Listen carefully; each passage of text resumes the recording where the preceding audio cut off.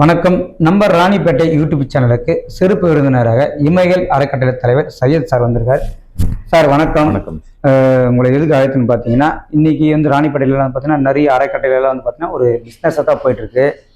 நீங்கள் எதனால் இந்த சின்ன வயசுல பார்த்தீங்கன்னா இமைகள் அறக்கட்டளை எதுக்கு ஆரம்பிச்சிங்க, எவ்வளோ நல்லா பண்ணிட்டு இருக்கீங்க?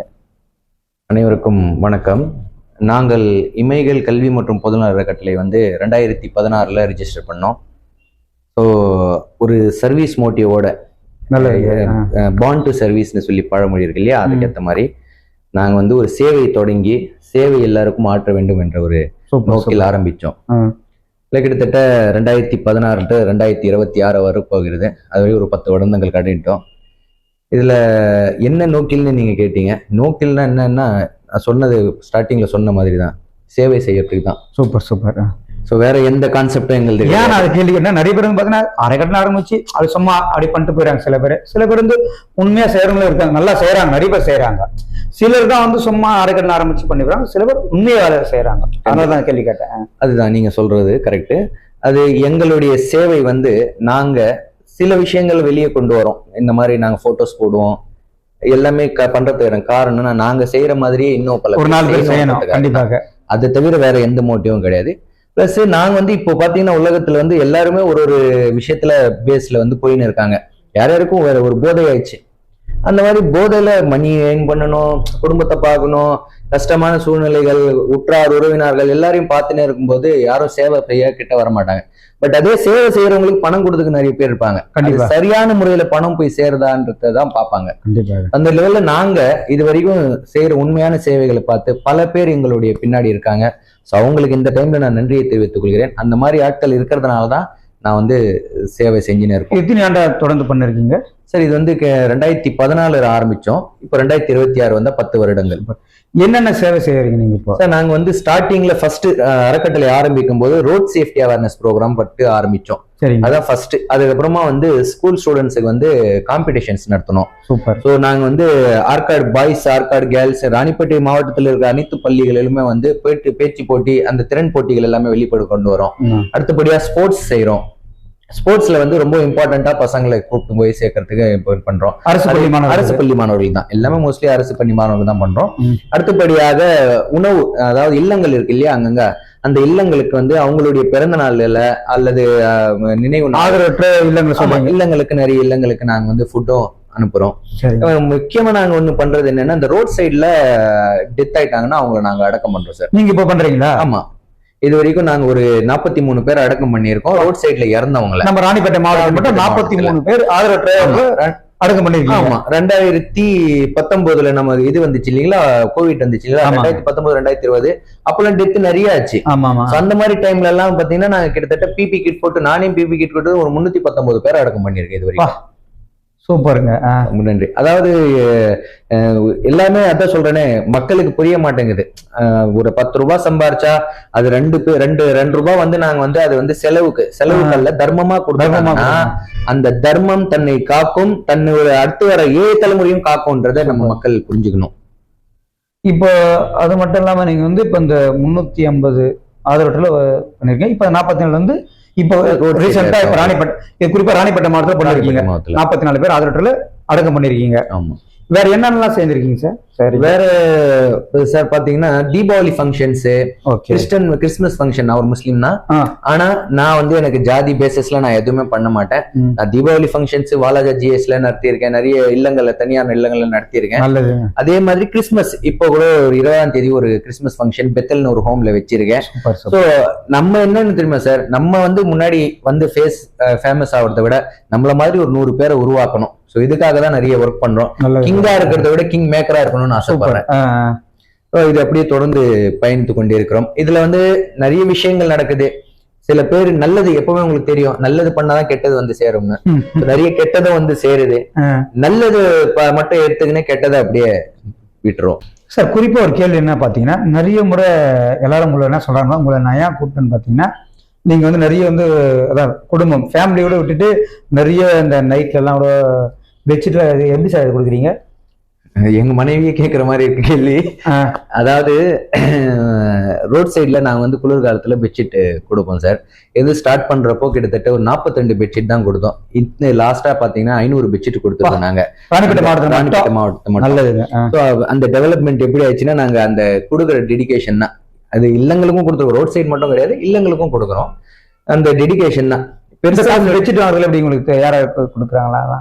அதாவது சார் எல்லாருமே வந்து எந்த நான் செய்யறது இல்லை சார், எல்லாருமே கொடுக்கறது தான். ஆற்காட்டுல இருக்க மிகப்பெரிய விஐபிஸ். இப்ப நான் உங்களுக்கு பேர் சொன்னேன்னா அவங்க வந்து ரொம்ப கஷ்டப்படுவாங்க. சரி சரி. என்னுடைய பேர் வராம இமைகள் பேர்ல செய்யணும் கொடுக்கறதுக்கு தான் நாங்க அதை செஞ்சுன்னு இருக்கோம். நல்லா அவங்களுடைய பேர் நாங்க போட்டனாலும் அவங்க எங்க கிட்ட வந்து ரொம்ப கோச்சிங். அந்த ரோட் வரத்துல குளிர்படுங்க ஒரு 500 பேர் கொடுக்குறீங்க. 500 பேருக்கு கொடுக்குறோம். 500 பேருக்கு வந்து நாட் ஒன்லி ரோட் சைடு, இல்லங்கள்ல இருக்கிறவங்களுக்கும் பிளஸ் ஹாஸ்டல்ஸ் மாதிரி இருக்கிற முதியோர்களுக்கும் எல்லாருமே கொடுக்குறோம் செய்யறோம். பிளஸ் நீங்க கேட்டீங்க இல்லையா, அவங்க குடும்பத்தை பாக்குறது இல்லை அப்படின்னு நிறைய சொல்றாங்கன்னு.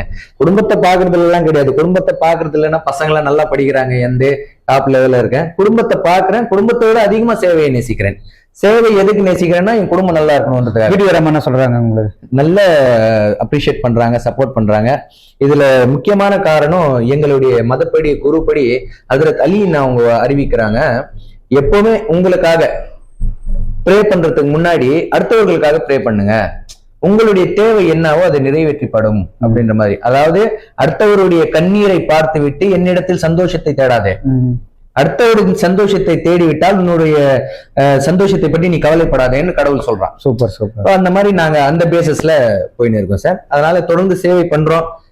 இது வந்து இப்ப தெரியாது, என்னுடைய ஜெனரேஷனுக்கு அடுத்தபடியாக வரக்கூடிய ஜெனரேஷனுக்கு கண்டிப்பா அவங்களுடைய தலைமுறையை காத்து நிற்கும். தொண்டு செய்தாலும் சரி, பாவம் செய்தாலும் சரி, 7 தலைமுறையை காக்கும், 7 தலைமுறையை தாக்கும். சரி, இப்ப அடுத்து வந்து நீங்க வந்து 10 ஆண்டா நிறைவு பெறீங்க, போயிட்டு இருக்குங்க. அடுத்து என்னென்ன ஆதரவற்றல எல்லாம் செய்யலாம்னு ஒரு பிளான் இருக்குல்ல சார்? நிறைய, அதாவது எங்களுடைய சப்போர்ட்ல, அதாவது எங்களை பார்த்து மெர்சலாய், எங்களை பார்த்து அவங்களும் கவர் ஆகி நிறைய அறக்கட்டளைகள் ஆரம்பிச்சிருக்காங்க. சூப்பர். உங்களை பார்த்து? ஆமா, அதுல அந்த மாதிரி ஒரு 12 அறக்கட்டளைக்கு நான் ஆரம்பிச்சு கொடுத்துருக்கேன். அதுல முக்கியமா ஒரு அறக்கட்டளை வந்தவாசியில செயல்படுது.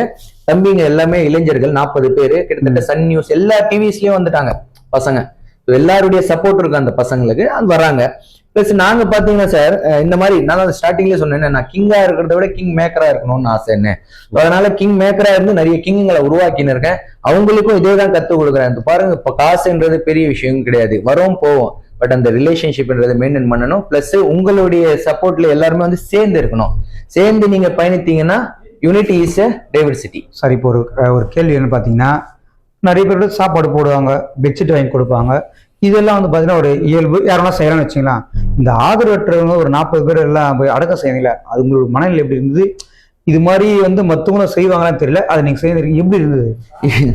ரொம்ப ஸ்டார்டிங்ல நாங்க பிணத்தை அடக்கம் பண்றப்போ ரொம்ப பயந்தோம். ஏன்னா ஒரு ஆக்சிடென்ட் பாடி, அப்போ வந்து அவருடைய பாடி வந்து ரோட்ல ஒட்டி நின்றுச்சு. ஐயோ! பிரிச்சு எடுத்துன்னு வந்தோம். அப்புறம் எடுத்துன்னு வந்து அடக்கம் பண்ணும்போது ரொம்ப ஒரு பயம். அன்னைக்கு நைட் எனக்கு தூக்கமே சரியா வரல. ஆஃப்டர் தட் ஒரு 2-3 டெத்துக்கு அப்புறமா பாத்தீங்கன்னா எனக்கு அது பழகிச்சு. அவ்வளவுதான் வாழ்க்கை, மனுஷனுடைய வாழ்க்கை. இதுக்கு நடுவிலே தான் வந்து கோபம், கர்வம் எல்லாமே கொண்டு இருக்காங்க மக்கள். ஸோ அது அவ்வளவுதான். இதுக்கப்புறமா எதுவுமே ஒரு நிரந்தரம் இல்லாத வாழ்க்கைக்கு நாம 2 விஷயம் தான் எடுத்துன்னு போக போறோம். ஒன்னு பாவம், இன்னொன்னு புண்ணியம். ஸோ பாவம் செய்யறது பெரிய விஷயம் கிடையாது, அது ஈக்குவலா புண்ணியமும் நீ செய்தால் கடவுள் உன்னை கண்டிப்பா மறுப்பான். ஸோ அதனால அதுக்கப்புறமா எங்களுக்கு பழகிச்சு. நீங்க சாப்பாடு கொடுத்துருந்தாலும் சரி, துணிமணி எடுத்துதான், தீபாவளி, கிறிஸ்துமஸ், பொங்கல், ரம்ஜான் கொண்டாடி இருந்தாலும் ஆதரவற்றலுக்கு இந்த ஆதரவற்ற பணங்கள் எல்லாம் வந்து அடக்கம் பண்ண சொன்ன பார்த்தீங்களா, அது மனசே ரொம்ப டச் ஆயிடுச்சு. அது யாரும் செய்ய முடியாது, நீங்க சேர்ந்துருக்கீங்க. அதனால இந்த கேள்வி கேட்குறேன், நம்ம ராணிப்பேட்டை மக்களுக்கு என்ன, நீங்க நம்ம ராணிப்பேட்டை யூடியூப் சேனல் வாயிலா என்ன சொல்ல விருப்பப்படுறீங்க? ராணிப்பேட்டை மாவட்ட மக்களுக்குன்னு கிடையாது, உலகத்துல இருக்க பொதுவா இருக்கிற எல்லா மக்களுக்கும் நான் சொல்ல விரும்புவது ஒரே விஷயம்தான். கோவிட் டைம் சிறந்த எடுத்துக்காட்டு. மனிதம் ஒன்றுதான் தீர்வாகும். கடவுள் எல்லாருக்குமே டைரக்டா கொடுக்க மாட்டான், மனித மூலம் தான் ஹெல்ப் பண்ணுவான். அதனால மனித நேயத்தை காப்போம். மனித நேயம்ன்றது எல்லார்கிட்டையும் உள்ள இருக்காது. ஸோ அது வந்து காக்கக்கூடிய விஷயம் நம்ம கிட்ட தான் இருக்கு. கண்டிப்பாக நிறைய நடுவுல வந்து நமக்கு வந்து பிரச்சனை வரும். அது வந்து என்ன சொல்லுவாங்க, சைத்தானுடைய வசுவசான்னுவாங்க. அதாவது சைத்தான் கிளப்பி விடுறது. அது நீ இந்த மாதிரி பண்ணு அந்த மாதிரி பண்ணுன்னு அதெல்லாம் விட்டுட்டு இல்ல இது நிரந்தரமற்ற வாழ்க்கை அப்படின்னு யோசிச்சுக்கின்னு நம்ம பயணித்தோம்னா மனிதநேயம் காக்கப்படும். மனிதநேயத்தை காத்தோம்னா நம்மளுடைய இந்தியா பெரிய லெவல்ல போயிடும். இதுதான் நான் அனைத்து மக்களுக்கும் கேட்டுக்கொள்கிறது. நீங்க இவ்வளவு நேரம் நம்ம ராணிப்பேட்டை யூடியூப் சேனல் உடனே கால் பண்ணோம், வந்தீங்க, நல்ல பதில்கள் சொன்னீங்க. மனசு ரொம்ப வலிக்குது நீங்க சொன்ன வாரத்துல. இன்னும் மக்கள் அதை பார்த்தாங்கன்னா ரொம்ப கஷ்டப்படுவாங்க. ஏன்னா இந்த சின்ன வயசுல நிறைய உதவிகளை செய்திருக்கீங்க சார். இப்போ இதெல்லாம் பண்ணா புண்ணியம் கிடைக்குன்னு சொல்லுவாங்க, அதனால பண்றீங்களா, எதனால பண்றீங்க? அது நல்ல கேள்வி. புண்ணியம் கிடைக்குமா கிடைக்காதான்றதெல்லாம் செகண்டரி. மன நிம்மதி ஒண்ணு இருக்கு கண்டிப்பாக. ரெண்டாவது, கடவுள் வந்து எல்லாருக்குமே எல்லா கெப்பாசிட்டியும் கொடுத்துட மாட்டான். ஸோ சேவைன்றது வந்து நாங்களா தேர்ந்தெடுக்கப்பட்டது, கடவுள் செய்யணும்னு எழுதி வச்சிருக்கான். அதனால செய்யறோம். இதற்கு எப்படி, நான் ஃபர்ஸ்டே சொன்ன மாதிரி இதற்கு எப்படி புண்ணியம் கிடைக்கும்ன்றது தெரியாது. நாம் செய்யும் புண்ணியமாவட்டும் பாவட்டும், நீ புண்ணியம் செய்தால் 7 தலைமுறையை காக்கும், நீ பாவம் செய்தால் 7 தலைமுறையை தாக்கும். நல்ல பேசிஸ்ல தான் ஒர்க் பண்ணிருந்தோம். Super super. சரிங்க சார், கடைசியா ஒரு கேள்வி சார். என்ன கேள்வின்னு பார்த்தீங்கன்னா, இப்போ இதெல்லாம் தொடர்ந்து அடுத்து என்ன செய்யலான்னு உங்களுடைய பிளான்னா இல்லாதவற்றவங்க எல்லாருமே செய்யணும், ஏதாவது உங்களோட கனவு இருக்குல்ல, என்ன செய்ய போறீங்க? என்னுடைய கனவு பெருசான்னு பாத்தீங்கன்னா சார், என்ன மாதிரி ஒரு 100 பேரை உருவாக்கணும். கண்டிப்பாக. ஆமா. ஏன்னா கோவிட் டைம்ல பாத்தீங்கன்னா எல்லாருமே தெரியும், மனிதன் மட்டும் தான் ஒர்க் பண்ணியிருந்தான். எல்லா கோவில்களும் மூடி வைக்கப்பட்டிருந்தது. மசூதி, சர்ச், கோவில் எல்லாமே வந்து மூடி வச்சிருந்தாங்க. அந்த டைம்ல கடவுள் வந்து மனித மூலியமா தான் வந்து வேலை வாங்கினான். கண்டிப்பாக. ஸோ ஒரு மனுஷனுக்கு இன்னொரு மனுஷன் போய் ஃபுட்டு கொடுத்துருந்தான், ஒரு மனுஷனுக்கு இன்னொரு மனுஷன் கோவிட் வேக்சினேஷன் போட்டுருந்தான், ஒரு மனுஷனுக்கு இன்னொரு மனுஷன் அடக்க பேச முடியாம இருந்தாங்களே, தொட்டு பேசக்கூட பக்கத்துல பேச அந்த மாதிரி உயிர் பயம் ஃபுல்லா அந்த டைம் வந்துச்சு, கொரோனா டைம்ல. அந்த மாதிரி சுச்சுவேஷன்ல கிட்டத்தட்ட நாங்கெல்லாம் ஒரே ஒரு மாஸ்க் போட்டுக்கின்னு நிறைய ஒர்க் பண்ணோம் சார். நீங்க கேட்டீங்க இல்லையா சேவை செஞ்சா புண்ணியம் வருதுன்னு, அதற்கான பதில் இதுல வருது பாருங்க. இன்கேஸ் நான் வீட்டுல உட்காந்துருந்தா கோவிட் வந்திருக்குமா இல்லையான்னு தெரியல. ஆனா வெளியே வந்து நான் சேவை மக்களுக்கு பண்ணின்னு இருந்தேன். எனக்கு கிட்டத்தட்ட ஒரு 16 டைம் கோவிட் டெஸ்ட் எடுத்தாங்க, அதுல ஒரு டைம் கூட பாசிட்டிவ் வரல. அதனால நாங்க வந்து தொடர்ந்து சேவையை செய்யறோம், சேவையை மூச்சாக செய்யறோம். நிறைய பேருக்கு வந்து இதுக்கு எங்களுக்கு வந்து வெல்விஷரா இருக்காங்க. எங்க பின்னாடி நிறைய பேர் வந்து ஒர்க் பண்றாங்க. என்னுடைய என்ஜிஓஸ்லயே நிறைய பேர் வந்து இதுக்கு ஒர்க் பண்றாங்க, ஷார்ட்ஸ் போடுறாங்க.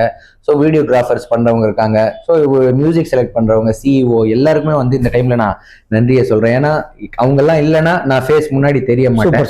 ஸோ அவங்க எல்லாம் இருக்கிறதுனால தான் நான் முன்னாடி நிறைய சேவைகள் செய்யறேன். நான் ஒரு ப்ரோக்ராமை ரெடி பண்ணணும்னு முடிவு பண்ணிட்டேன்னா அவங்க எல்லாமே வந்து ரெடி பண்ணி எங்களுக்கு வைக்கிறாங்க. ஸோ அதே மாதிரி எங்களுடைய இந்த டைம்ல நான் வந்து நன்றியை தெரிவிக்கணும்னா, எங்களுடைய சப்போர்ட்டர்ஸ், அதாவது ஸ்பான்சர்ஸ் சொல்லுவாங்க, அவங்க எல்லாம் வந்து பாத்தீங்கன்னா சார் எந்த விதமான ஒரு பேரும் இல்லாம, நான் பேர் இன்விடேஷன்ல போட்டாதான் கொடுப்பேன் கிடையாது. நாங்க போய் சார் இந்த மாதிரி ஒரு ப்ரோக்ராம் பண்ண போறோம், நம்ம எவ்வளவுப்பா செலவாகுது, எவ்வளவுப்பா கொடுக்கணும், இதை 2 கேள்வி மட்டும் தான் கேட்பாங்க. அந்த மாதிரி நான் ஸ்டார்ட் பண்றப்போ, அதாவது நான் எப்படி வளர்ந்து இருக்கேன்றதுக்கு ஒரே ஒரு வார்த்தையில முடிக்கணும்னா, ஸ்டார்ட் பண்றப்போனா 50 ரூபாய் ஃபர்ஸ்ட் வாங்கின டொனேஷன், இப்போ ஃபைனலா லாஸ்டா நான் வாங்கின ஒரு டொனேஷன் 1 லட்சம் ரூபாய். சூப்பர். 50 ரூபாயில இருந்து 1 லட்சம் ரூபாய் வந்திருக்கு இல்லைங்களா? இதுதான் நான் உழைப்பா கருதுகிறேன். அதாவது என்னையும் நம்பி 1 லட்சம் ரூபாய் கொடுக்குறாங்கன்னா நான் அது கரெக்டான வழியில எடுத்துன்னு போய் சேர்க்கணும்னு நினைக்கிறோம். ஸோ அதற்கு வந்து இவங்க எல்லாமே எங்களுக்கு வந்து சப்போர்ட் பண்றாங்க. அவங்களுடைய சப்போர்ட்டுக்கும் நான் இந்த நேரத்துல நன்றியை தெரிவித்துக்கொள்கிறேன். எப்படி சொல்றதுல என் மனசு ரொம்ப டச் பண்ணுங்க. தேங்க்யூ, வாழ்த்துக்களுங்க. நன்றி சார். ஏதாவது சேவை செய்யறவங்களை, எங்களை மாதிரி ஒரு ஆளுங்களையும் ஒரு இம்பார்ட்டண்டா நினைச்சு நம்ம ராணிப்பேட்டை சேனல்ல எங்களுக்கு சப்போர்ட் பண்ணியிருக்காங்க. அதாவது ஏதோ ஒரு பொலிட்டீஷியன்லயோ அல்லது ஏதோ ஒரு பள்ளி கல்வித்துறையிலையோ ஏதோ ஒரு டிபார்ட்மெண்ட்ல பெரிய ஹால்ல நீங்க எடுத்து இன்டர்வியூ கூப்பிடுறது ஒரு நடக்கக்கூடிய விஷயம்.